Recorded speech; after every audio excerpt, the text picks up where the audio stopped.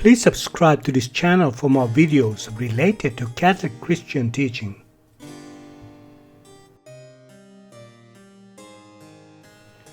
The intrinsic value of the sacrifice of the Mass, that is, its peculiar dignity and efficacious power of itself, is infinite on account of the infinite dignity of the victim and of the primary sacrificial priest, Jesus.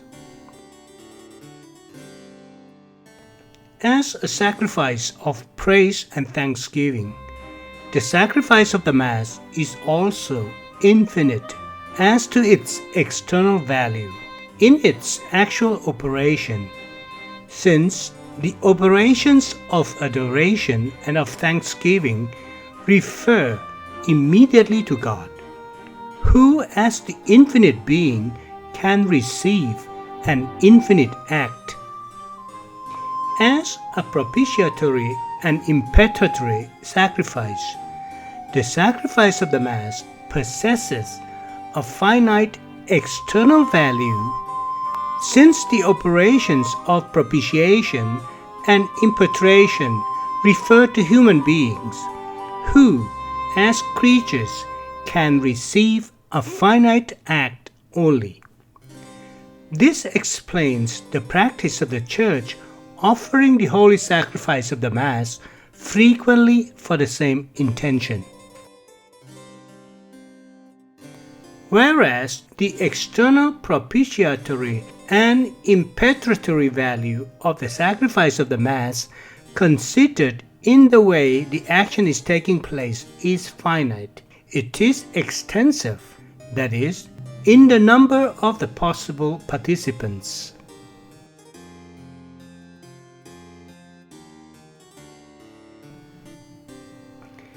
As all theologians agree, the general fruit of the sacrifice to the celebrating priest and to the co-sacrificing faithful is not lessened when several priests celebrate conjointly, and when a very large number of the faithful assists at the sacrifice of the Mass.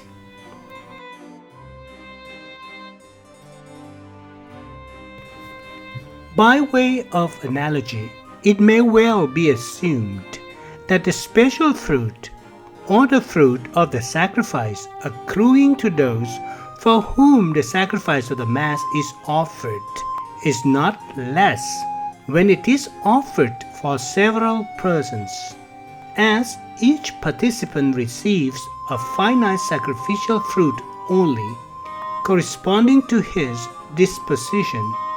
The infinite plenitude of blessing of Christ's sacrifice cannot be exhausted. By the fruits of the sacrifice of the Mass are understood the effects which the Mass, as a propitiatory and impetratory sacrifice, produce ex opere operato. The propitiatory, satisfactory and impetratory effects. Since the time of John Duns Scotus, a threefold fruit of the Mass has been distinguished.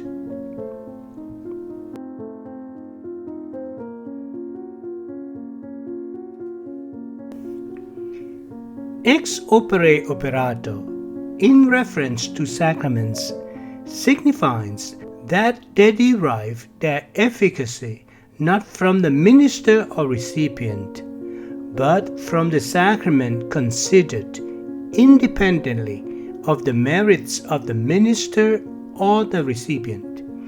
According to this meaning, any positive effect comes not from ministers or recipients' worthiness or faith, but from the sacrament as an instrument of God.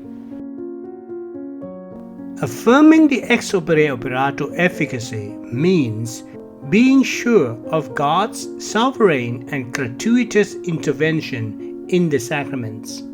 For example, in confirmation, the Holy Spirit is bestowed not through the attitude of the bishop and of the person being confirmed, but freely by God through the instrumentality of the sacrament. In order to receive sacraments fruitfully, it is believed necessary for the recipient to have faith.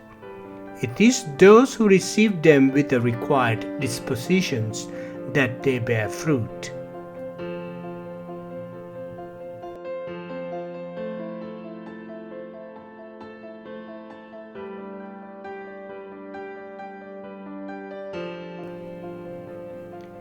John Duns Scotus was a Scottish Franciscan friar, university professor, philosopher, and theologian.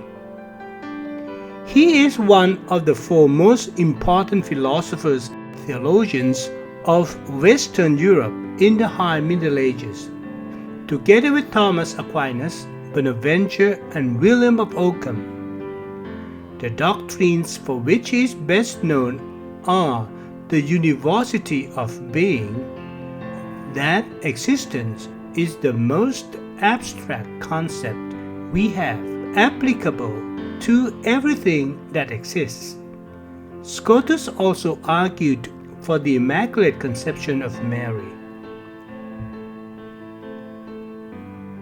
The first fruit of the Mass accrues to the benefit of the whole Church, independently of the intention of the celebrating priest, to the living faithful, and to the poor souls in purgatory. Since every sacrifice of the Mass is a sacrifice for the Church.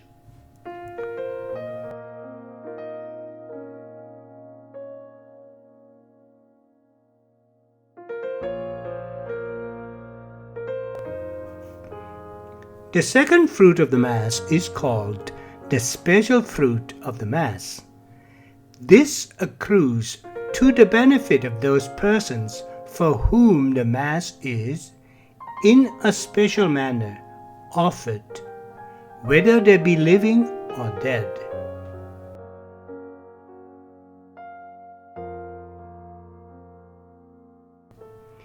The offering of the Holy Sacrifice of the Mass for people is already attested by Tertullian, St. Cyprian, and St. Augustine. Pope Pius VI rejected the assertion of the Synod of Pistoia, which saw in the doctrine that the priest can apply the fruits of the sacrifice to whom he wishes, an intrusion on the rights of God, and which characterized as false the opinion that the givers of stipends receive a special sacrificial fruit.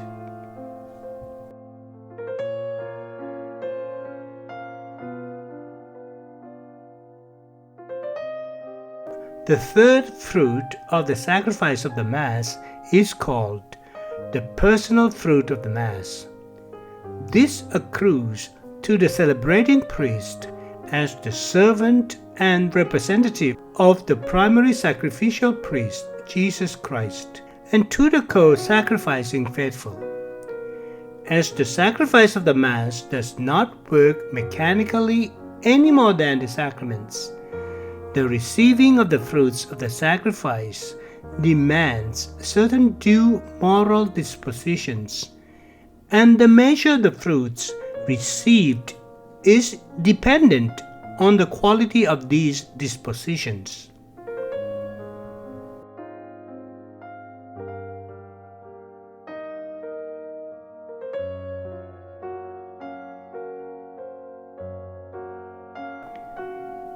Please go to YouTube Retirementality channel, playlist, Sacraments, for the complete series of these materials.